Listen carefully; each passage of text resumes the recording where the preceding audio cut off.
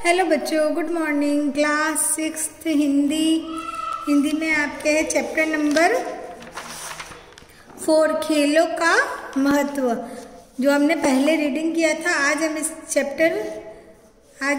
Chapter के अभ्यास प्रश्न करेंगे। इसमें है आपके पेज नंबर 22 पर है। इसमें पहले प्रश्न जो है बताओ, ठीक है, बताओ वाले प्रश्न है। इसमें पहला प्रश्न है क खेल से क्या तात्पर्य है, ठीक है। खेल से क्या तात्पर्य है पूछा है, तो इसमें आपको लिखना है खेल कई नियमों एवं रिवाजों द्वारा संचालित होने वाली एक प्रतियोगी गतिविधि है जिसमें प्रतिबद्धता तथा निष्पक्षता होती है, ठीक है। इसमें किसी तरह का भी कोई पक्ष नहीं होता है। उसके बाद में आपके सेकंड प्रश्न है ख खेलों को कितने भागों में बांटा गया है। ये आपके चैप्टर में है, पहले ही दे रखा है। खेलों को 2 वर्गों में बांटा गया है। आपको लिखना है खेलों को 2 भागों में बांटा गया है, ठीक है। उसके बाद में है आपके सही विकल्प चुनो वाले प्रश्न है। इसमें पहला है क आदिकाल से लोग आनंद लेते आ रहे हैं, ठीक है। इसमें आपका क्या लिखना है अ खेलों का, ब टीवी का, स रेडियो का या द कंप्यूटर का। तो आपको क्या लिखना है सही उत्तर खेलों का। आदिकाल से ही लोग किसका आनंद लेते आ रहे हैं, खेलों का। उसके बाद में है ख खेल कूद से शरीर बनता है। अ आलसी, ब रोगी, स फुर्तीला या द कमजोर। तो खेल कूद से शरीर कैसा बनता है, ये तो आपको भी पता होना चाहिए, फुर्तीला बनता है। उसके बाद में है ग शारीरिक व्यायाम का आरंभ स्वास्थ्य शिक्षा के रूप में आरंभ हुआ। कब हुआ, चैप्टर पढ़ा था आपने, 500 वर्ष पूर्व चीन में, 1000 वर्ष पूर्व भारत में या 700 वर्ष पूर्व यूनान में या 100 वर्ष पूर्व नेपाल में। तो इसका सही उत्तर है 700 वर्ष पूर्व यूनान में, ठीक है। उसके बाद में है कम शब्दों में आपको उत्तर देना है। इसका पहला है खेल का क्या अर्थ है, तो आपको लिखना है खेल शब्द का अर्थ हिलना डुलना अथवा गति करना, ठीक है, गति करना है, ठीक है। इसमें पूछा है खेल का क्या अर्थ है, तो खेल का अर्थ आपको यही लिखना है, खेल का अर्थ है हिलना डुलना अथवा गति करना। उसके बाद में डिस्कस थ्रो किसे कहते थे, मतलब किसे कहते थे ये पूछा है। व्यायाम शालाओं में थाली की आकृति की एक वस्तु फेंकने का अभ्यास भी करवाया जाता था। इस वस्तु को डिस्कस कहा जाता था तथा इस खेल को डिस्कस थ्रो कहते थे। यानी कि इस बताया गया है कि भाई जब आकृति गोल थाली की आकृति वाली वस्तु को फेंकने का जब अभ्यास कराया जाता था तो इस वस्तु को क्या कहते थे, डिस्कस, तथा इसको खेल बना दिया गया तो इस खेल को कहते थे डिस्कस थ्रो, ठीक है। तो ये आपको पूरा लिखना है। उसके बाद में आपके पूछा है अधिकांश युद्ध कहाँ जाते थे, मतलब जाते हैं। अधिकांश युद्ध कहाँ जीते जाते हैं।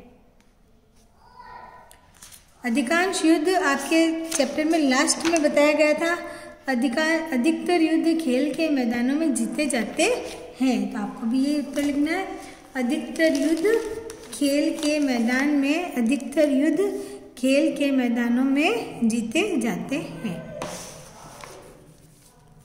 उसके बाद में है आपके गद्यांश है। ये गद्यांश को पढ़कर उत्तर लिखना है, ये आपको खुद को करना है क्योंकि ये बहुत ही सिंपल है। इसमें 2 प्रश्न दिए गए, पहले आपको इसको पढ़ना है, नहीं समझ में आए तो 2 बार पढ़ना है, फिर उसके प्रश्न नंबर क और प्रश्न नंबर ख का इसमें से उत्तर आपको खुद को लिखना है, पढ़कर ढूंढना है। उसके बाद में है आपके पेज नंबर 23 पे है आपके अधिकतम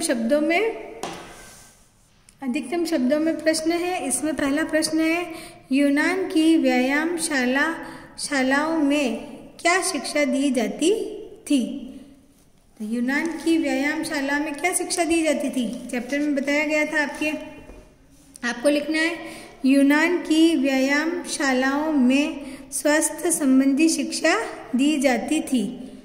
एक तो ये है, और आपको ये भी लिखना है, और भाला फेंकने की कला की शिक्षा भी दी जाती थी। इसके अतिरिक्त दौड़ लगाने, शारीरिक व्यायाम करने तथा छलांग लगाने की भी पूरी जानकारी प्रदान की जाती थी। तो सारी बातें आपको लिखनी है कि भाई व्यायाम यहाँ पे जो शिक्षा कौन कौन सी दी जाती थी। तो इसमें है, पहले तो है स्वास्थ्य संबंधी शिक्षा, फिर है भाला फेंकने की कला, उसके बाद में दौड़ लगाने, शारीरिक व्यायाम तथा छलांग लगाने की भी पूरी जानकारी दी जाती थी। ठीक है, उसके बाद में है आपके प्रश्न नंबर ख का उत्तर है, जर्मनी ने शारीरिक व्यायाम को विद्यालयों के पाठ्यक्रम में कब शामिल किया और उसे क्या नाम दिया?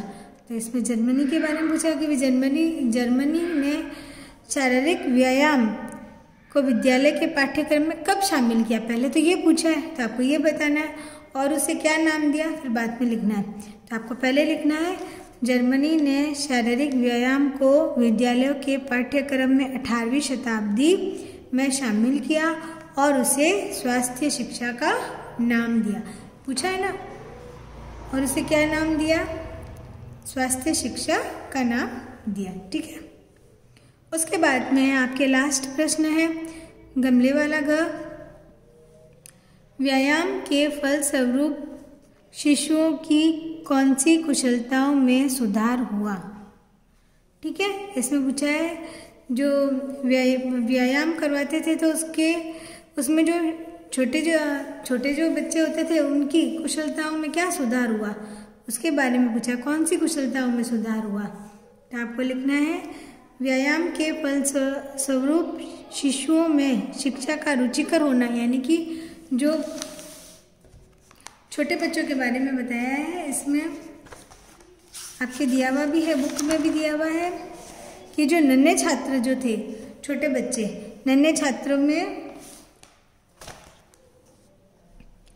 शिक्षा का रुचिकर होना, यानी कि जब भी वे ज़्यादा से ज़्यादा टाइम जब पढ़ाई करते हैं बच्चे, तो उससे थकान और आलस्य आ जाता है, तो उससे अलग से शिक्षा का रुचिकर हो जाना, यानी कि व्यायाम से ये क्या होती थी, उनकी शिक्षा जो है रुचिकर हो जाती थी। बाद में उनको इससे शिक्षा का रुचिकर हो जाना स्वाभाविक, यानी कि शिक्षा जो है रुचिकर हो जाना तथा उनमें गतिपरक कुशलताओं में भी सुधार होने लगा। गतिपरक यानी कि शारीरिक क्षमता जो है इनकी, उनमें उनके सुधार होने लगा। तो आपको इतना ही लिखना है। ये आपके लास्ट प्रश्न जो है हो गया, शिशुओं की कौन सी कुशलताओं में सुधार हुआ। ठीक है, ये आपको कॉपी में करने हैं। Okay, thank you.